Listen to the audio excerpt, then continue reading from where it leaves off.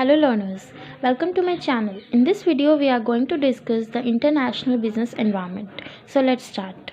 तो सबसे पहले हमें समझना होगा कि environment का मतलब क्या होता है. Environment क्या होता है? इट डिनोट्स द सराउंडिंग्स, मतलब सराउंडिंग को डिनोट करता है जिसमें सारे एक्सटर्नल फैक्टर्स आते हैं, एक्सटर्नल ऑब्जेक्ट्स आते हैं जो कि अफेक्ट करते हैं समवन और समथिंग एग्जिस्ट. एनवायरनमेंट में जो भी चीज़ें एग्जिस्ट करती है तो जो एक्सटर्नल फैक्टर्स होते हैं वो उसे अफेक्ट करती है. ठीक है, तो एनवायरनमेंट क्या है? It is the aggregate of all conditions. All जो भी एक्सटर्नल फैक्टर्स है वो सारे, it is a sum of all those external factors और conditions that surround and affected, जो कि अफेक्ट करते हैं जो भी चीज़ें एनवायरनमेंट में एग्जिस्ट करती है. ठीक है, नेक्स्ट हम समझेंगे बिजनेस का मतलब क्या होता है. बिजनेस होता है कोई भी ऑर्गेनाइजेशन या इंडस्ट्री या जो भी एंटरप्राइजेस होते हैं जो कि कॉमर्शियल, इंडस्ट्रियल या प्रोफेशनल एक्टिविटीज़ से एंगेज होते हैं. ठीक है, वो होता है business. Now what is the meaning of business environment? Business environment has been defined as the total of all the external to firm and industry which affect their organization and operation. देखो, business environment का मतलब क्या होता है? जितनी भी external factors होते हैं, जितने भी एक्सटर्नल ऑब्जेक्ट्स होते हैं फॉर्म्स और इंडस्ट्री के एक्सटर्नल में, जो कि अफेक्ट करते हैं ऑर्गेनाइजेशन को और उनके ऑपरेशन को. ठीक है, तो वो क्या होता है? बिजनेस एनवायरनमेंट होता है. Business environmental factors may be broadly classified as internal environmental factors and external environmental factors. Business environment factors में क्या चीज़ें आती है? ये दो चीज़ों में क्लासीफाइड है. पहला है internal environmental factors, सेकंड है external environmental factors.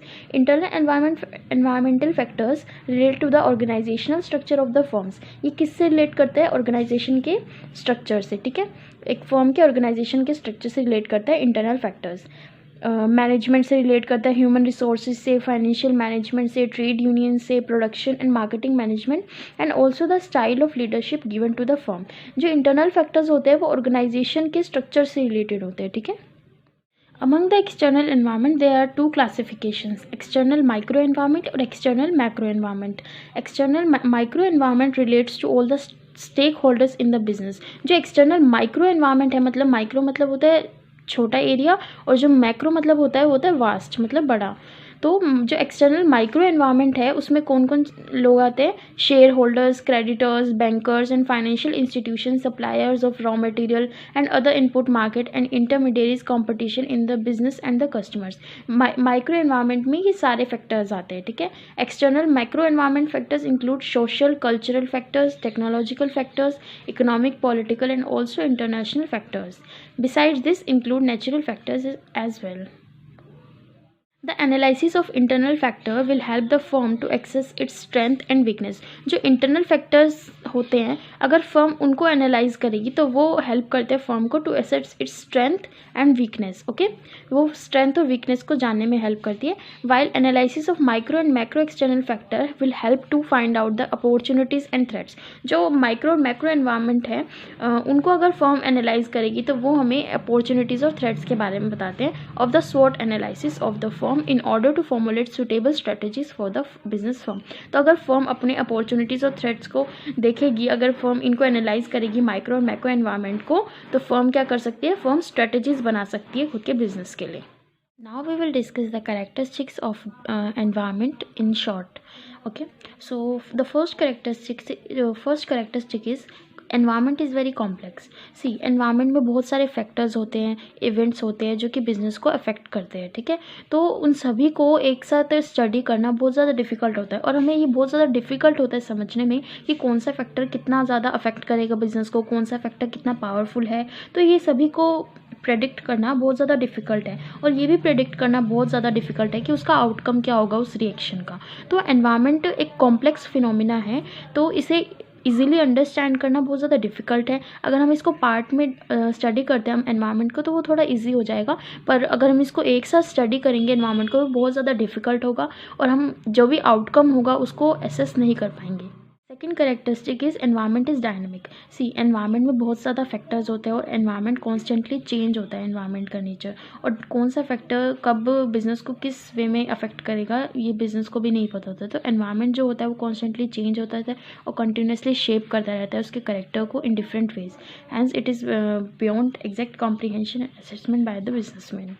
Third characteristic is environment is multi faceted. देखो, जो अल्टीमेट शेप होती है एक एनवायरनमेंट की और उसके करेक्टर की वो नहीं पता हमें, ठीक है। और कौन सा एनवायरनमेंट, कौन सी अपॉर्चुनिटी जो एनवायरनमेंट में है वो किसी बिजनेसमैन के लिए एक अपॉर्चुनिटी है और किसी बिजनेसमैन के लिए एक थ्रेट है। तो हमें नहीं पता होता कि एनवायरनमेंट में कौन सा फैक्टर बिजनेस को किस वे में अफेक्ट करेगा।